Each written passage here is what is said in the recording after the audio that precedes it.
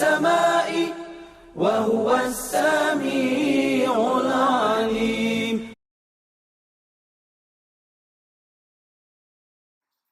بسم اللہ الرحمن الرحیم. سورۃ البقرہ یہ مدنی سورہ ہے اور اس کا جو زمان نزول ہے یہ بالکل ابتدائی دور میں، اور کمتر حصہ ایسا ہے جو بعد میں نازل ہوا، لیکن مناسبت مضمون کی وجہ سے اس میں شامل کر دیا گیا، حتیٰ کہ سود کی ممانعت جو آئی ہے وہ بالکل آخر میں آئی ہے، تو وہ بھی اس میں شامل کر دی گئی. نبی کریم صلی اللہ علیہ وسلم کی زندگی کے بالکل آخری زمانے میں یہ اتری تھی، انٹرسٹ کے تعلق سے، ربا کے تعلق سے. پھر سورہ کا خاتمہ جن آیت پر ہوا ہے وہ ہجرت سے پہلے یعنی مکہ میں نازل ہو چکی تھی، مگر مضمون کی مناسبت سے اس کو اسی سورہ میں ضم کر دیا گیا ہے. شان نزول: ہجرت سے قبل جب تک اسلام کی دعوت دی جا رہی تھی، خطاب بیشتر مشرکین عرب تھے جن کے لیے اسلام کی آواز بالکل نئی اور غیر مانوس آواز تھی. ہجرت کے بعد سابقہ یہودیوں سے پیش آیا جن کی مدینہ میں بستیاں تھیں، اور یہ لوگ توحید، رسالت، وحی، آخرت اور ملائکہ کے قائل تھے. پھر اس ضابطۂ شرعی کو تسلیم کرتے تھے جو خدا کی طرف سے ان کو نبی موسیٰ علیہ السلام پر نازل ہوا تھا، اور اصولاً ان کا دین وہی اسلام تھا جس کی تعلیم حضرت محمد مصطفیٰ صلی اللہ علیہ وسلم لے کر آئے تھے. لیکن صدیوں کے مسلسل انحطاط نے ان کے اصل دین سے ان کو بہت دور ہٹا دیا تھا. ان کے عقائد میں بہت سے غیر اسلامی عناصر کی ملاوٹ ہو گئی تھی. ٹھیک ہے. پھر تورات میں کوئی سند ان کی کیا موجود نہیں تھی، لیکن وہ کام کرتے تھے. ان کی عملی زندگی میں بکثرت ایسے رسوم اور طریقے رواج پا گئے تھے جو اصل دین میں بالکل نہیں تھی، مگر اس کے باوجود وہ کیا کرتے تھے، اس بگاڑ سے ان کو اتنی محبت تھی کہ وہ کسی اصلاح کو قبول کرنے پر تیار نہ ہوتے تھے. ٹھیک ہے. تو صدیوں سے مسلسل ایسا ہو رہا تھا کہ جب کوئی اللہ کا بندہ انہیں دین کا سیدھا راستہ بتاتا تو وہ اسے اپنا سب سے بڑا دشمن سمجھتے اور ہر ممکن طریقے سے کوشش کرتے کہ وہ اسلام میں ان کی کر نہ پائے. ٹھیک. اب مدینہ پہنچ کر اسلامی دعوت جو ہے وہ بالکل نئے مرحلے میں داخل ہو چکی تھی. مکہ میں معاملہ کیا تھا، صرف اصول دین کی تبلیغ تھی. جب ہم مکی صورتوں میں پہنچیں گے تو آپ کو پتہ چلے گا کیا تھی. اصولی دین کی دعوت تھی کہ تبلیغ دین قبول کرنے والوں کو اخلاقی تربیت تک محدود رکھا گیا تھا. مگر جب ہجرت کے بعد عرب کے مختلف قبائل کے وہ سب لوگ جو اسلام قبول کر چکے تھے ہر طرف سے سمٹ کر ایک جگہ جمع ہونے لگے، اور انصار کی مدد سے ایک چھوٹی سی اسلامی ریاست یعنی ایک اسٹیٹ جو ہے اس کی بنیاد پڑ گئی. ٹھیک ہے. تو اللہ تعالیٰ نے تمدن یعنی کہ سویلائزیشن، معاشرت یعنی سوسائٹی، معیشت یعنی اکنامی، قانون یعنی لا، اور سیاست یعنی پالیٹکس کے متعلق بھی اصولی ہدایتیں دینی شروع کی، اور یہ بتایا کہ اسلام کی اساس پر یہ نیا نظام زندگی کس طرح تعمیر کیا جائے. پھر اس سورے کے آخری 23 رکوع زیادہ تر انہی ہدایت پر جو ہے مشتمل ہے. ان میں سے اکثر ابتدا میں وہی بھیج دی گئی تھی اور بعض متفرق طور پر حسب ضرورت بعد میں بھیجی جا رہی تھی. تو یہ تھا ہمارا جو ہے انٹروڈکشن آف سورۃ البقرہ، کیونکہ انٹروڈکشن بہت ضروری ہوتا ہے. ٹھیک ہے. اب اس میں ایک اور بات سمجھ لیجئے کہ اس میں جو جن کو سنائی جا رہی بات وہ کون ہے، دعوت اسلامی جو اس مرحلے سے میں شامل ہو گئی تھی جہاں پہ 4 گروپ ہو گئے تھے کہ ایک تو مومن وہ جو ایمان لائے، دوسرے مشرک، تیسرے منافق، اور چوتھے اہل کتاب یعنی یہود. ٹھیک ہے. اس میں زیادہ تر یہودیوں کی بات ہو رہی ہے. نصارہ کی سورہ آل عمران میں ہوگی. اب ہم شروع کرتے ہیں. الف لام میم ذالک الکتاب لا ریب فیہ ھدی للمتقین. اب اللہ سبحانہ تعالیٰ فرماتا ہے، یہ دیکھیے یہ سورہ جو شروع ہوتی ہے حروف مقطعات، یعنی اس کے جو کوئی میننگ نہیں ہے، اس کو عاجز کر دینا ہے. یعنی اس وقت عرب جو ہے وہ بہت ان کو گمان تھا کہ وہ عربی دانی میں ان کا کوئی ثانی نہیں ہے، تو ان کو عاجز کرنے کے لیے اللہ نے شروع کیا تھا، اور وہ واقعی بے بس ہو گئے تھے. آج تک ان کا کوئی توڑ نہیں آ پایا. تو اللہ یہاں پہ شروع کرتا ہے اس طرح سے، الف لام میم، یہ اللہ کی کتاب ہے، اس میں کوئی شک نہیں، ہدایت ہے ان پرہیزگار لوگوں کے لیے یعنی للمتقین کے لیے، جو لوگ کیا کرتے ہیں، غیب پر ایمان لاتے ہیں. اب دیکھیں یہ بنیادی باتیں آپ پکڑ لیجئے تاکہ جب میں آپ سے بات کروں تو انشاءاللہ آپ جیسے میں ٹرمینالوجی یوز کروں گی کہ کون مومن ہے تو آپ کو بات ساری سمجھ آنی چاہیے. تو مومن وہ ہوتا ہے، ایمان والا وہ ہوتا ہے جو غیب پر ایمان لاتے ہیں، نماز کو قائم کرتے ہیں. نماز کو قائم کرنا یہ ہے کہ اگر مرد حضرات جماعت سے نماز نہیں پڑھ رہے ہیں آپ کے گھر میں، اور عورتوں کی طرح گھر ہی میں پڑھ رہے ہیں، جماعت میں نہیں جا رہے ہیں، تو وہ نماز کو قائم کرنا نہیں کہا جائے گا۔ یہاں تک کہ بتایا جاتا ہے کہ اللہ کے رسول صلی اللہ علیہ وسلم سے ایک بار کسی ضعیف صحابی نے پوچھا کہ اللہ کے رسول صلی اللہ علیہ وسلم مجھے بہت پریشانی ہو جاتی ہے، تو کیا میں گھر میں نماز پڑھ لوں عشاء کی؟ بہت لیٹ ہو جاتا ہوں مسجد میں آنے کے لیے۔ تو اللہ کے رسول صلی اللہ علیہ وسلم پہلے تو کہتے ہیں ہاں ٹھیک ہے تم پڑھ لو، پھر اس کو بلا کے پوچھتے ہیں کیا تمہارے گھر میں آواز آتی ہے اذان کی؟ تو کہہ رہے ہاں، تو کہہ رہے پھر کوئی گنجائش نہیں ہے تمہیں مسجد میں آ کے نماز پڑھنی ہے۔ تو نماز کو قائم کرتے ہیں، جو رزق ہم نے ان کو دیا ہے اس میں سے خرچ کرتے ہیں۔ اب اللہ یہاں پہ کہہ رہا ہے جو رزق ہم نے دیا ہے، جو بھی رزق اللہ نے دیا ہے اس میں سے خرچ کرنا۔ تو جو رزق ہے مومن یہ نہیں سمجھتا کہ وہ میں دے رہا ہوں یا میرا مال ہے، وہ یہ جانتا ہے بہت اچھے سے کہ میں بھی اپنے رب کا ہوں، میرا مال بھی اللہ کا ہے، مگر اس چیز کو جب وہ دیتا ہے تو اللہ اس کی بہت تعریف کرتا ہے، اور اللہ یہاں پہ کہہ رہا ہے خرچ کرتا ہے۔ کہیں اللہ سبحانہ تعالیٰ آپ دیکھیں گے کہ خرچ کی بڑی خوبصورت مثالیں آپ کو ملیں گی، کہیں پہ کہتا ہے اللہ کی کون ہے جو مجھے قرض سے ہنسنا دے، ٹھیک ہے؟ تو جو بھی مال ملے آپ اس کو اپنے رب کی راہ میں اس کی رضا کے لیے بہت خوش دلی سے دیجیے، ٹھیک ہے؟ پھر جو کتاب تم پر نازل کی گئی یعنی قرآن، اور جو کتابیں تم سے پہلے نازل کی گئی تھی ان سب پر ایمان لاتے ہیں۔ اب یہ بہت امپورٹنٹ بات ہے، یہیں سے ہماری پتہ چلتی کہ سابقہ امت نے کیا کیا، وہ آخری کتاب پہ ایمان نہیں لائی، جبکہ ہم مومن جو ہوتے ہیں وہ ہمارا ماننا ہے کہ توریت، زبور، انجیل یہ ساری کتاب آسمانی ہے، اور اس میں جو کچھ اچھا موجود ہے وہ سب کیا ہے؟ آسمانی ہے، اور جو ملاوٹ خیر کر دیا ان لوگوں نے تو وہ ملاوٹ ہے، لیکن ہم بحیثیت کتاب کو پورا اپنا عزت بھی دیتے ہیں، احترام بھی کرتے ہیں، اور اس پر یقین بھی رکھتے ہیں، اور آخرت پر یقین رکھتے ہیں۔ آخرت پر یقین رکھنا بہت امپورٹنٹ ہے۔ اس سے کیا ہوتا ہے؟ آپ کے اندر اللہ کی بولتے ہیں نا وہ تقوی کی صفت پیدا ہوتی ہے۔ پھر ایسے لوگ اپنے رب کی طرف سے راہ راست پر ہیں اور وہی فلاح پانے والے ہیں۔ وَأُولَئِكَ هُمُ الْمُفْلِحُونَ۔ تو آئندہ جب میں بات کروں مفلحون کون، مومنین کون، تو آپ کو یہ تمام باتیں پتہ چل جانا چاہیے، ٹھیک ہے؟ اب آئیے دیکھیے اس سورۃ البقرہ میں جو ہے، میں اس جز کو کیا کر رہی ہوں کہ میں نے کیپسول کے فارم میں ہے تو میں آپ کو شارٹ میں سارا کچھ بتانا ہے کہ 4 گروہ کا ذکر ہے۔ آپ اس کو اچھے سے سمجھ لیں تاکہ اگر ان ٹرمینالوجی کو آپ سمجھ لیں گے تو آگے ہم جلدی جائیں گے، سرسری طور سے جائیں گے اور آپ بات کو پہنچ جائیں گے۔ نمبر 1 مومن۔ تو مومن کون ہے؟ جیسے بھی ہم نے پڑھا وہ مومن ہے، ٹھیک ہے؟ تو اس کو پورا اچھے سے پھر سے آپ دہرا لیجئے اپنے دماغ میں کہ فلاح پانے والے لوگ کون ہیں، اس کا ہم نے پورے اچھے سے کر لیا۔ دوسرے نمبر پہ ہیں کافر۔ کافر کون ہے؟ یہ کافر وہ لوگ ہیں کہ اچھی طرح سے علم کو سمجھ گئے ہیں، اس کے آ جانے کے بعد ان کو بات پتہ چل گئی، پھر وہ چوز کرتے ہیں ریجیکٹ کرنے کو، یعنی جھٹلا دینے کو اور اس کو نہیں ماننے کو۔ اب اس میں دیکھیے، اس میں سب سے بڑی مثال اگر مکی دور میں کافروں کا زیادہ ذکر ہے وہ انشاءاللہ بعد میں آئے گا، لیکن مثال کے طور سے اس کو بات کو ہمیشہ یاد رکھیے۔ ابو جہل جو تھا کافروں کا سردار تھا، ٹھیک ہے؟ وہ جو ہے وہ ضد میں خالی کرتا تھا، اسے پتا تھا۔ اس کو ایک بار پوچھا گیا کہ کیا تم محمد صلی اللہ علیہ وسلم کو جھوٹا سمجھتے ہو، کہ جو بات کہہ رہے ہیں وہ جھوٹ کہہ رہے ہیں، من گھڑت کہہ رہے ہیں، آسمانی کتاب نہیں ہے یہ؟ تو کہہ رہے ہیں نہیں، میں محمد صلی اللہ علیہ وسلم کو بالکل نہیں مانتا، بلکہ میں تو اس کو مانتا ہی ہوں کہ وہ بہت سچ کہہ رہے ہیں، لیکن اگر میں اس کو مان لیا تو پھر ہمارے پاس بچے گا کیا؟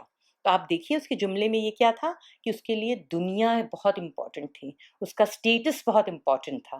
تو جو کافر ہوتا ہے وہ جو جھٹلاتا ہے تو کسی مطلب کے لیے کرتا ہے، ٹھیک ہے؟ تو وہ کافر وہ ہے جو جان کے جھٹلائے، ریجیکٹ کرے، اس کو چھپائے، ٹھیک؟ اب تیسری کیٹیگری ہے منافق کی۔ منافق اس کو کہتے ہیں کہ جو اس کے اندر نفق یعنی نفع کا سے آتا ہے ورڈ، اس ڈیٹیل میں تو نہیں جاؤں گی، لیکن دکھاوے اور فائدے کے لیے وہ کیا کرتا ہے؟ اپنا اسلام کا بھیس لے لیتا ہے۔ اس نے جب دیکھا، منافقوں نے دیکھا کہ یہ طاقت آ رہی ہے، کیونکہ آپ دیکھیں گے ہجرت کے بعد فوراً ہی 1 سال کے اندر، 1.5 سال کے اندر ہی کیا ہوا؟ بدر ہو گئی۔ جب بدر ہوئی تو مسلمانوں کی طاقت ماشاءاللہ کہاں سے کہاں پہنچ گئی، ان کی ایک دھاک بیٹھ گئی، ان کی ایک عزت ہو گئی۔ تو یہ لوگ نے سوچا سب سے اچھی بات یہ ہے کہ بس مسلمانوں کی پارٹی میں آ جاؤ، جو بس چڑھتے سورج کے ساتھ ہو جاؤ اور فائدہ اٹھاؤ۔ تو ان کو جو ہے فائدہ مطلوب تھا، یہ جان اور مال نہیں خرچ کرنا چاہتے تھے، صرف لفظی طور سے مسلمان تھے، ٹھیک؟ تو جب منافق کی بات آئے تو یہ ٹرم آپ یاد رکھیے گا۔ پھر تھے اہل کتاب یعنی یہودی۔ یہ پوری سورۃ البقرہ جو ہے ان کے ہی ارد گرد گھوم رہی ہے، یعنی اتنی لمبی سورہ جو ہے آپ دیکھیں گے ان کے ڈیٹیل میں بات ہوئی ہے۔ اب ان کے بارے میں اللہ سبحانہ تعالیٰ بتاتا ہے ان کے اندر کہ یہ بڑے خود پسندے اور بہت زیادہ اپنے آپ کو اللہ کا چہیتا اور پسندیدہ بندہ کہتے تھے، اور اپنے آپ کو بہت برتر سمجھتے تھے، کیونکہ سارے انبیاء جو ہے انہی میں آئے تھے، اور ظاہر سی بات ہے ساری کتاب بھی ان کے پاس، یعنی آپ توریت کو دیکھ لیں، زبور کو دیکھ لیں، انجیل کو دیکھ لیں، یہ ساری جو ہے انہی کے اس میں آئی تھی، تو یہ جو ہے اس نعمت پہ وہ بڑے پھولے نہ سماتے تھے۔ لیکن جب آخری رسول جو ان کی کتابوں میں لکھا ہوا تھا کہ آنے والا ہے، اور جب اس کے بارے میں ان کو پتا چلا کہ یہ یہاں پر آگے ہیں، بنی اسماعیل میں سے آگے ہیں، اور اللہ کے رسول صلی اللہ علیہ وسلم، تو وہ کہتی ہے امی میں سے آگے، امیین میں سے، یعنی ان لیٹرڈ، یعنی ان پڑھ کے بیچ میں آگے، ان کے پاس تو ان پڑھ یعنی آپ صلی اللہ علیہ وسلم پڑھے لکھے بھی نہیں تھے، اور آپ صلی اللہ علیہ وسلم کو اس لیے ان پڑھ بھی کہا جاتا ہے، امیین کہا جاتا ہے کہ ہمارے پاس کتاب بھی نہیں تھی، ٹھیک ہے؟ تو یہ دونوں چیزیں تھیں، تو ان کو بڑا غرور تھا علم پر، کہ وہ ہم بڑے اللہ کے چہیتے ہیں اور علم والے ہیں، ٹھیک ہے؟ اور پھر ان کو علم کا بڑا غرور تھا، اور ایک ان کے اندر یہ حسد پیدا ہو گیا تھا کہ محمد رسول اللہ صلی اللہ علیہ وسلم کو فائنل میسج ملا، کیونکہ اس کو وہ پہچان گئے تھے، تو اس کو پہچاننے کے بعد انہوں نے کیا کیا، اس کو انکار کیا، تو انکار کرنے کے لیے ان کو کیا تھا، وہ حسد جو وجہ بنی۔ اب یہ دونوں کوالٹی آپ دیکھیں گے شیطان میں بھی تھی، آپ دیکھیں گے کہ آدم کو جب کہا سجدہ کرنے کے لیے کہا گیا، تو وہ کیا کہتا ہے کہ میں تو اس سے بڑھ کر ہوں، میں کیوں اسے سجدہ کروں؟ تو وہ اس کا کیا تھا، گھمنڈ تھا، اور یہ جو گھمنڈ ہے، اور اس کو حالانکہ علم تھا، ایسا نہیں کہ اس کے پاس علم نہیں تھا، علم ہونے کے باوجود اس نے چوز کیا کیا کرنا، گھمنڈ کرنا۔ اللہ کو گھمنڈ نہیں پسند ہے۔ ایک کسی شاعر نے کہا ہے کہ جسے دیکھو کوہ انا پہ جا رہا ہے، یہ وہ راستہ ہے جو فنا کو جا رہا ہے، تو کبھی تکبر نہیں کریں۔ تکبر والے اللہ ہمیشہ ان کا کبر توڑتا ہے، ان کا سر توڑتا ہے، اور وہ ان کے ساتھ بدترین قسم کا انجام ہوتا ہے۔ تو یہ کیا کرتے ہیں، شیطان ہمارا دشمن ہے، اور دوسری قوم حسد کے بنا پر ہم سے دشمنی کرتی ہے۔ تو اللہ سبحانہ تعالیٰ نے یہاں پہ یہ پوری بات واضح کر دی ہے۔ اب ہم دیکھتے ہیں کہ جو مومن ہے، جو مسلم ہے، جس کو ہم نے دیکھا ہم المفلحون، تو ان کا کردار کیسا ہونا چاہیے، ٹھیک ہے؟ تو اب ان کے کردار کے بارے میں، سارے لوگوں کے کردار کے بارے میں آج بات ہوگی، ٹھیک ہے؟ تو مسلمان اور یا مومن کا کردار کس طرح سے ہونا چاہیے، وہ فرما بردار ہوتا ہے، ٹھیک ہے؟ یعنی وہ مسلمان ہے، فرما بردار، پرہیزگار، متقی ہوتا ہے، پھر احسان کی روش اختیار کرنے والا۔ احسان ورڈ آیا حسن سے، کہ ہر نیکی کے کام کو احسن طریقے سے کرنا۔ اس کے لیے یہاں پہ مثال دی گئی ہے، ابراہیم علیہ السلام کا ذکر کیا گیا ہے کہ وہ عاجزی، وہ انکساری کی حد درجے کو پہنچے ہوئے تھے۔ اللہ نے ابراہیم علیہ السلام کو خلیل اللہ کہا ہے، اپنا دوست کہا، اور اس کے بعد ان سے جو خدمت لی اللہ نے، ان کو جب بنائے، کہا کہ میرا گھر بناؤ، بیت اللہ بناؤ، تو جب وہ بیت اللہ بناتے جاتے تھے تو وہ باپ بیٹے یہ ساتھ میں دعا مانگتے جاتے تھے کہ اے اللہ تو ہم سے یہ جو عمل ہے اس کو قبول فرما لے۔ اتنی عاجزی تھی، ایسا نہیں کہ میں اتنی بڑی نیکی کرنے جا رہا ہوں تو میں پھولے نہیں سما، ایسے نہیں تھا ان کے ساتھ معاملہ۔ وہ کیا تھا کہ کس طرح سے اللہ مجھ سے راضی ہو جائے۔ تو یہ عاجزی ہمیں چاہیے کہ ہم کوئی اللہ نیکی کا موقع دے، اگر کوئی موقع ہمیں آئے تو ہم عاجزی اور انکساری کے اوپر پہنچے رہیں، ٹھیک۔ پھر اللہ رب العالمین یہاں پہ یہ بتاتا ہے کہ مومن جو ہے بہت زیادہ توبہ کے لیے نا جلدی جلدی وہ توبہ کی طرف آتا ہے، اور جو ہے کیا بولتے ہیں بہت زیادہ شکر گزار ہوتا ہے، اور بہت زیادہ رجوع کرنے والا ہوتا ہے، عہد کو پورا کرنے والا ہوتا ہے، اور یہ تمام کام کرنے کے بعد اس کے پر کوئی پریشانی، کوئی مصیبت آتی ہے تو وَاسْتَعِینُوا بِالصَّبْرِ وَالصَّلَاةِ، تو وہ کیا کرتا ہے، وہ مدد لیتا ہے صبر سے پہلے، پھر صلاح سے۔ پھر اللہ کہتا ہے ان اللہ مع الصابرین، اور اللہ بے شک صبر کرنے والوں کے ساتھ ہے۔ تو یہ جو ہے آپ جو ہے اس کو سمجھ لیں کہ یہ ساری کوالٹی ہمارے اندر ہے یا نہیں۔ اگر نہیں ہے تو ہمارے اندر کون سی کم ہے، تو ہم اس کو بھرپائی کرنے کی کوشش کریں، اور ہم کوشش کریں کہ ان تمام کوالٹیز کو اپنے اندر لے آئیں۔ اب دیکھیے کافر جو حق کو چھپانے والا، جھٹلانے والا، یہ کردار مکی سورہ میں ہے، وہ انشاءاللہ میں ڈیٹیل میں تب لوں گی۔ یہاں پر آپ اتنا جان لیجئے کہ اللہ نے اہل کتاب کو کہا تھا کہ تم جو جھٹلا رہے ہو حق کو، یعنی کہ ریجیکٹ کر رہے ہو، کفر کر رہے ہو، تو تم پہلے نہ جھٹلانے والے بن جاؤ، کیونکہ تمہارے پاس علم کی کسوٹی ہے۔ تو تمہارے پاس جب کتاب ہے اس کے بعد تم کر رہے ہو۔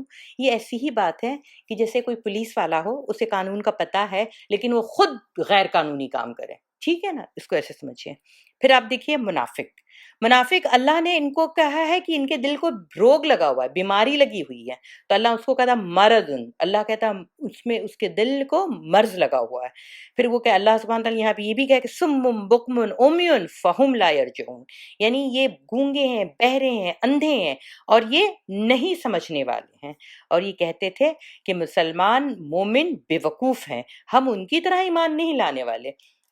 اس کو ڈاکٹر اسرار احمد صاحب بہت خوبصورت طریقے سے کہتے ہیں کہ سفہاؤ، یعنی اللہ نے کہا کہ تم مجھ پر ایمان لاؤ، لے آئے تو کوئی مسئلہ نہیں، ہم بھی لے آئیں گے، لیکن یہ کیا کہ گھر بار چھوڑ دو، تجارت چھوڑ دو، اپنا مقام چھوڑ دو، یہاں تک کہ اپنا شہر ہی چھوڑ دو، تو مکہ سے یہ ہجرت کر کے آ گئے مدینہ، تو یہ ان کو نہیں پسند تھا، تو یہ جان اور مال ان کو بڑے محبوب تھے، اس کے پر کوئی مطلب یہ ہر قیمت ادا کر دیں گے مگر اس سے ہاتھ نہیں دھوئیں گے۔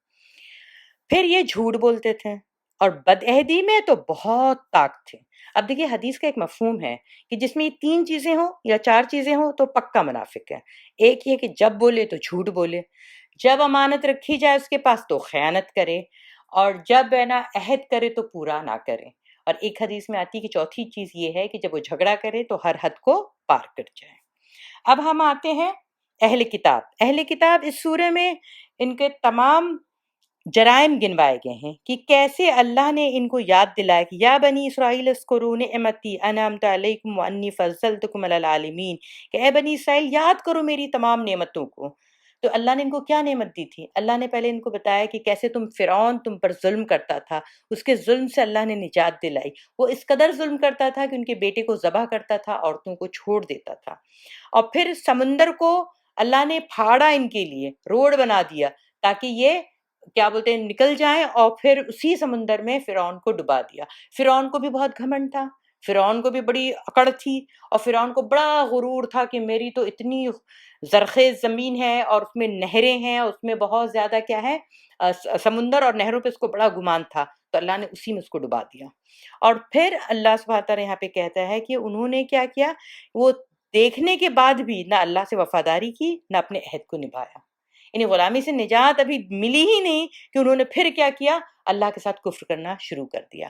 پھر اللہ نے ان کو من سلوہ عطا کیا مگر وہ اپنے ذائقے کی زبان کے ذائقے میں پڑ گئے۔ سبت کا قانون یعنی سنیچر کا جو قانون تھا اس کو توڑا، تو اللہ نے ان کو بندر بنا دیا۔ اس کے باوجود ان کو اتنا گھمنڈ تھا کہ دوزخ کی آگ ہمیں چھوئے گی نہیں، کتاب کے ایک حصے پر ایمان لاتے اور دوسرے کے ساتھ کفر کرتے۔ پھر اللہ نے فرمایا جو بھی یہ کام کرے گا تو دنیا کی زندگی میں بھی ذلیل اور خوار ہو کے رہیں گے اور آخرت میں شدید ترین عذاب کی طرف پھیرے جائیں گے۔ اب اس جز میں ایک بات اور کہنا چاہوں گی کہ انسان کے دل جو ہیں وہ پتھر سے زیادہ سخت ہوتے ہیں، اسی جز میں ہے۔ تو 3 قسم کے دل ہوتے ہیں، ٹھیک ہے، کہ ایک مردہ دل جس میں تو گناہ کا احساس ہی نہیں ہے، دوسرا بیمار دل، یعنی وہ بیمار دل ایسا ہے کہ اسے پتہ بھی چلتا ہے کہ ہاں میرے سے گناہ ہو گیا، تو پھر وہ توبہ کر کے دھیرے سے اپنا نیکی کی طرف آتا ہے، جیسے اس کو پھر ٹریٹمنٹ مل جاتی ہے، پھر کچھ دن تک تو ٹھیک ٹھاک رکھتا ہے، پھر وہ بیمار پڑتا ہے، تو پھر وہ توبہ کرتا پھر آتا ہے۔ تو آپ ایسا سمجھ لیے کوئی مریض کو دیکھیں آپ، تو اس کے کیسے ڈاکٹر کے پاس دوڑ لگی ہوتی ہے اور دوا کھاتا رہتا ہے، تو بالکل اس کا معاملہ ویسا ہوتا ہے۔ تیسرا دل جو کہ وہ مطلوب ہے، وہ قلب سلیم، جس کو اللہ نے ابراہیم علیہ السلام کے دل کے ساتھ جوڑا ہوا ہے کہ ابراہیم علیہ السلام کا دل قلب سلیم لے کر آیا تھا، یعنی وہ دل ایک دم مطمئن ہو جاتا ہے نیکی کر کے۔ آپ نے پیسہ خرچ کیا تو آپ کو یہ اطمینان ہے کہ میں غریب نہیں ہونے والا ہوں، میرا کچھ کمی نہیں ہونے والی، بلکہ اللہ اور بڑھا کے دے گا اور اللہ اس کو آخرت میں انشاءاللہ اور زیادہ دے گا۔ تو کوئی بھی نیکی کر کے کسی نے آپ کو پریشان کیا، آپ نے جواب نہیں دیا، تو الحمدللہ اس کا اجر تو آپ مطمئن ہے۔ تو کوئی بھی نیکی کر کے وہ قلب سلیم کیا ہوتا ہے، وہ اطمینان میں ہو جاتا ہے۔ اور میں آپ کو ایک اور بات بتانا چاہ رہی تھی، ٹائم تو کم ہے لیکن پھر بھی یہ کہنا چاہوں گی کہ 4 چیزیں نا بہت بری ہوتی ہیں، یہ دل کو نا سخت کرنے میں ہوتی ہیں اور ہے نا لرزا دینے والی بات ہے۔ ایک تو یہ کہ آنسو نہ آنا، جہاں اللہ کی بات آئے، اللہ کی عذاب کی ذکر آئے، اللہ کی وعیدیں آئے اور آپ کا دل وہ نرم ہو، آنسو نہ آنا، یہ بہت بری چیز ہے، دل کا سخت ہونا۔ اور پھر تیسری چیز ہے امیدوں کا بہت بڑھ جانا، یہ بھی امید ہے وہ بھی امید ہے، اور دنیا کا حریص ہونا۔ تو اللہ ایسی دل سے ہمیں بچائے، اللہ ہمیں ایسے دل سے محفوظ رکھے۔ اس دعا کے ساتھ ختم کروں گی، یا مقلب القلوب ثبت قلبی علی دینک۔ جزاک اللہ خیر، شکریہ۔